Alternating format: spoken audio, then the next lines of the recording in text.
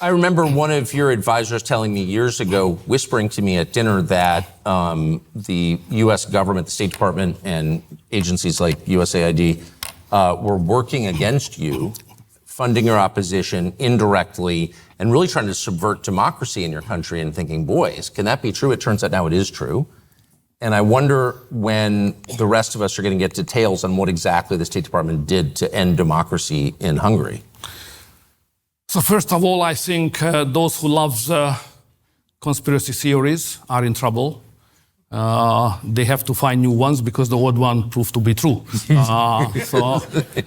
So that's the first, probably. It's a massive problem in the United States. Yeah.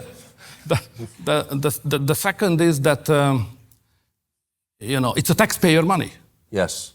So if we take this whole thing not as a political one, but rather as a moral issue.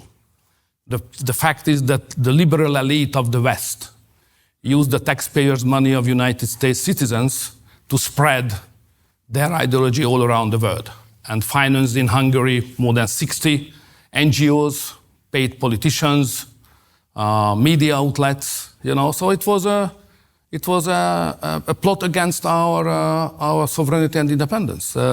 Sorry, made by you. I know. Sorry, but this is the case, and the same has happened from the Brazilian budget, which is even more scandalous, may I say, because we pay the money in the Brazilian budget, and they finance our enemies at home. So what's going on? So this is the liberal deep state, the global liberal deep state, and now we see how it has operated. It raises a deep question of motive. Why would anyone want to spread, deadly ideas like open borders or transgenderism? Hey, how about no grandchildren for you? How about, nobody reproduces anymore? What would be the motive for spreading poison like that? We should be not naive, I think so. One motivation is always money. So that was a way how the American Democrats thought they can open the gates for their business activity. If they change the governments which insisting on having sovereignty and standing and fight for themselves, it's more difficult to find business possibilities for those speculators. Soros is a Hungarian guy. George Soros kind of speculators can find easier way to generate money and to make profit on your economy. So that's the number one motivation. But the second one, don't forget that leftists are always ideologically driven.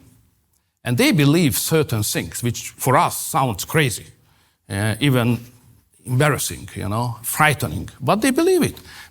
In Europe, probably it's difficult to understand, but I'm sure that the leaders of the left in Western Europe, deeply convinced that if they let the migrants in, which are basically Muslims, poor Muslim persons, and let them to be combined with the traditional Christian society, and they manage a kind of integration, the outcome of this whole process will be a better and happier society. And that's the reason why George Soros published his plan. It was signed by himself, saying that the European Union should let 1 million migrants every year to move to Europe. And then, I always said that it belongs to the decision of the national government. So if the Germans or the French would like to make that historical research project, how to improve their society, let's do it. But let us, those who do not believe that the outcome will be a good thing, not to do that. So Hungary never tried to educate anybody how a society could be better or worse. We always said that, guys, let us to make our own decision. And to let migrants in or keep them out, it's exclusively belonging to our nations as a decision. So don't force us from Brussels or from Washington that migration is good, and those who are not let the migrants in definitely must be bad guys. So this is unacceptable. But that was the thing. But Donald Trump changed the mindset of the West. I think this is the key issue. It's the time of year we focus on the people who matter most in our lives. And if there's one way to show your family, the people you love, that you love them, It's by protecting their health and their safety. And a really obvious way to do that is by preparing for unpredicted moments. And there are a lot of those. Breakdown in supply chains, overwhelmed hospitals, natural disasters, wars. Whatever happens next, you can't see it coming, but you can be prepared for most of it. And that's why a Jase case works. A Jase case is a personal supply of prescribed emergency medications. So if things fall apart, you're okay. If there's an unexpected global disruption, you can protect yourself and your loved ones. So this February, show them you care. Get the Jase case today. You'll have the right meds on hand when you need them. You only need them once. You ought to have them. So probably Donald Trump, president, will change the geopolitics as well. I hope so anyway. But he already made a huge change in the mindset of the political thinking of the West. Previously, they said migration is good. To resist to migration is bad. Now it's just the opposite. To defend your interest is good. Migration, illegal migration especially, is bad. Then on Green Deal, they said green is good. Economic competitiveness does not count. Now, it's obvious that economic competitiveness first and green issues just the second. And then on religious communities and values, Christianity in our case, it was said that it belonged to the Middle Age. They made us ridiculous several times, making jokes on us and so on. But now the president said it's a respectful thing. The community of the believers must enjoy respect, which is good for our society. Or then family in the West. The mindset was that family is also belonging to the past, and other configuration of living together persons is preferable. Now it's back. Traditional values are better than this whole thing. And gender, which is a crazy gender propaganda, now it's publicly said it's bad. To defend traditional values is good. And war. In Europe in the last 3 years, it was said always that war is good, peace is bad, concerning Ukraine-Russia war. So those who argued in favor of peace and peace negotiations and communication said, you are bad guys. The good guys are who are arguing in favor of war. So now it's totally changed. So Donald Trump, president, already changed the mindset of the whole Western world. That's where we are at this moment, and it's very good for Hungary. Well, it's certainly a vindication for you. If I can just go back to something you said that Soros and his aligned NGOs and the movement that he represents has pushed these things because they sincerely believe them to be true.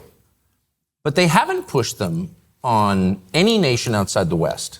No one is pushing China to let in 1 million or 10 million relative to its size migrants a year, or India, or for that matter, Korea or Japan or the Philippines or any other country. It's only Western countries.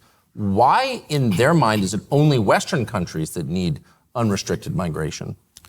That would request a deeper understanding of the intellectual history of the European political thinking. But there was always a strong leftist liberal community which was not proud being a Westerner. Always have perceived its own civilization as something bad. And their intention was not to make it stronger and to maintain and make it stronger, but rather to destroy, to improve by destroying. That's very communist idea. Deleting the past. That was always the communist idea. So they don't like the West, they don't like their nation. Sometimes they are ashamed to belong to a nation because they think that nation is a bad thing. So if you think that nation is something good and you are proud of it and you think that you have to work for your nation to be competitive and better than the others, it's an awful Nazis, extreme right something. That's their approach. That's the tradition of the European left. And in the latest years, it was brutally witnessed in the everyday political discussion. So I'm a fascist, I'm sitting here like, I'm a bad guy. I'm a fascist. I am middle-aged, feudalistic, Christian radicals, so that's who is arguing for peace, which is the worst thing, yeah? That's absurd, may I say.